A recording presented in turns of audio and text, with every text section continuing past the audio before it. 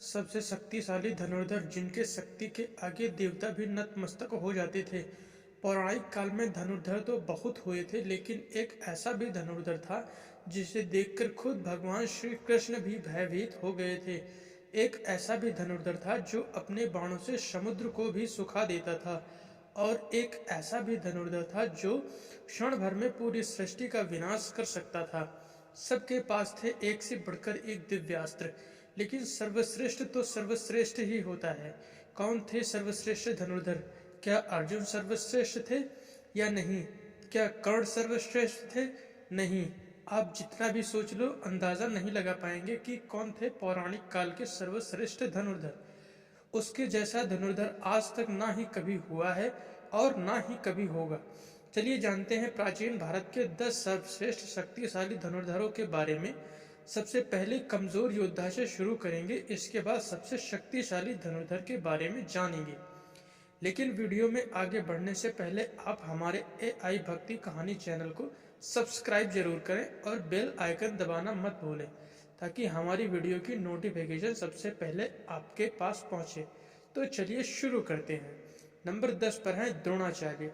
जब महेंद्र पर्वत पर भगवान परशुराम अपना सब कुछ ब्राह्मणों को दान कर रहे थे, तब द्रोणाचार्य उनके पास पहुंचते हैं और उनसे संपूर्ण दिव्यास्त्रों का ज्ञान प्राप्त करते हैं।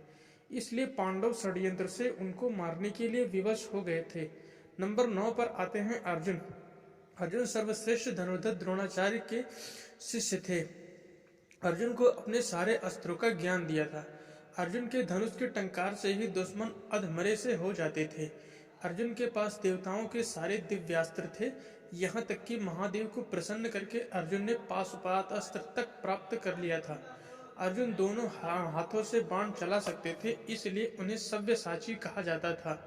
द्रौपदी स्वयंवर में कर्ण को छोड़कर सभी धनुर्धर जहां विफल हो गए थे, वहां अर्जुन ने बहुत आसानी से लक्ष्य को भेद दिया था।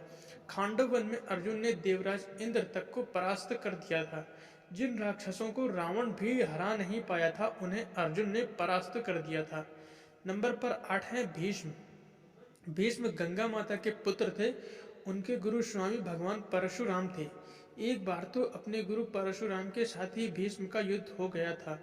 युद्ध में भीष्म और परशुराम जी एक दूसरे पर महाविनाशकारी अस्त्र शस्त्र चला रहे थे, लेकिन इस युद्ध का कोई परिणाम नहीं निकल रहा था। आखिर में इस युद्ध को रोकने के लिए देवताओं को आना पड़ा था। जब कुरुक्षेत्र का युद्ध शुरू हुआ, तब पितामह भीष्म कौरव के प्रथम सेनापति बने थे। भीष्म के बाणों के आगे पांडव पक्ष का कोई भी योद्धा टिक नहीं पा रहा था।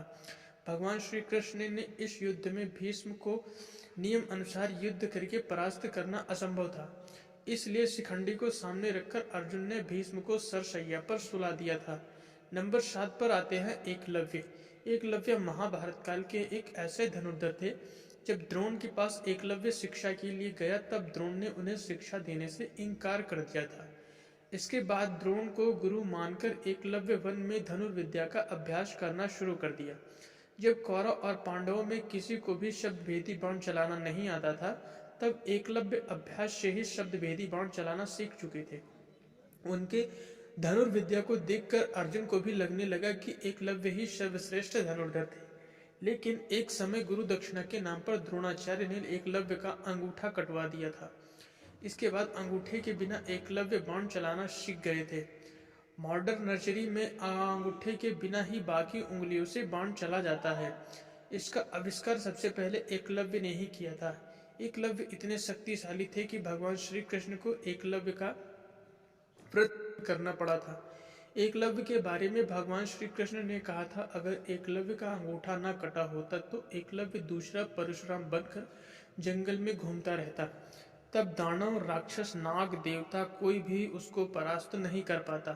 कोई मनुष्य तो उसके सामने खड़ा भी नहीं हो पाता। भगवान श्री कृष्ण ने जिस धनुर्धर की तुलना भगवान परशुराम से किया था, वो कितने शक्तिशाली ही होंगे, वो आप सोच सकते हैं। नंबर 6 पर आते हैं बर्बरीक।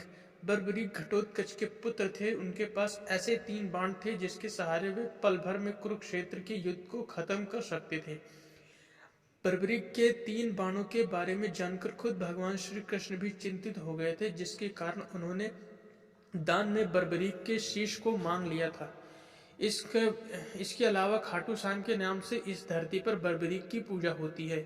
नंबर 5 पर आता है मेघनाथ। रावण का पुत्र मेघनाथ महावीर था। अपने पराक्रम से उसने देवताओं को परास्त करके इंद्र को बंदी बना लिया था, जिसके चलते उसका नाम इंद्रजीत। परास्त करके उसका ब्रह्मास्त्र, वैष्णवास्त्र और पाशुपतास्त्र, इन तीनों अस्त्रों का ध्यान किया था। लक्ष्मण जी के साथ युद्ध के दौरान उसने लक्ष्मण जी पर ब्रह्मास्त्र, लक्ष्मण जी के सामने ब्रह्मास्त्र निस्तेज हो गया था। वैष्णव अस्त्र चलाया और वैष्णव अस्त्र लक्ष्मण की प्रतीक्षणा करके वापस लौट आया। पाशुपात्र अस्त्र भी लक्ष्मण जी को प्रणाम करके लौट गया था।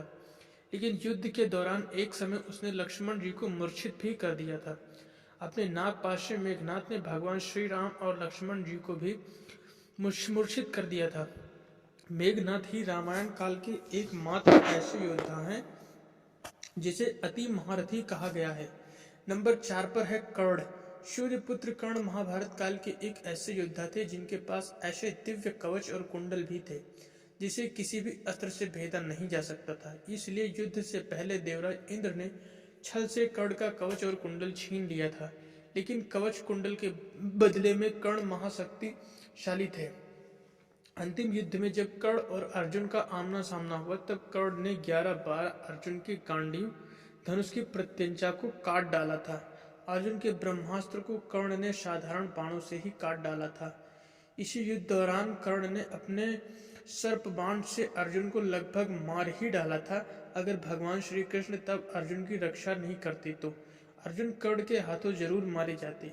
जब तक कर्ण के हाथों में शस्त्र था तब तक कर्ण को किसी तरह परास्त नहीं किया जा सकता था। इसलिए जब कर्ण निशस्त्र था तब अर्जुन को छल से कर्ण का वध करना पड़ा था। नंबर 3 पर है लक्ष्मण जी। शेषनाग के अवतार लक्ष्मण जी महापराक्रमी थे। उनकी रेखा में ही इतनी शक्ति थी कि रावण भी उसे पार नहीं कर सकता था। शास्त्रों के अनुसार वो एक श्रेष्ठ धनुर्धर भी थे। रावण के महाबलशाली पुत्र इंद्र को परास्त करने वाले इंद्रजीत का वध वही कर सकते थे जिसने 14 साल तक सोया ना हो, जो 14 वर्ष तक किसी स्त्री का मुख न देखा हो, जिसने 14 साल तक भोजन न किया हो, और कोई नहीं, लक्ष्मण जी ही थे। नंबर 2 पर है भगवान श्री राम। जब समुद्र ने लंका जाने के लिए श्री राम को मार्ग नहीं दिया तब उन्होंने अपने बाणों से ही समुद्र को सुखाने का विचार किया। श्री राम को धनुष में बाण का संधान करते देख समुद्र भी भयभीत हो गया और उनके सामने प्रकट हुआ।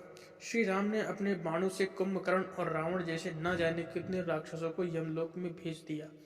नंबर पर 10 पर हैं देवों के देव महादेव।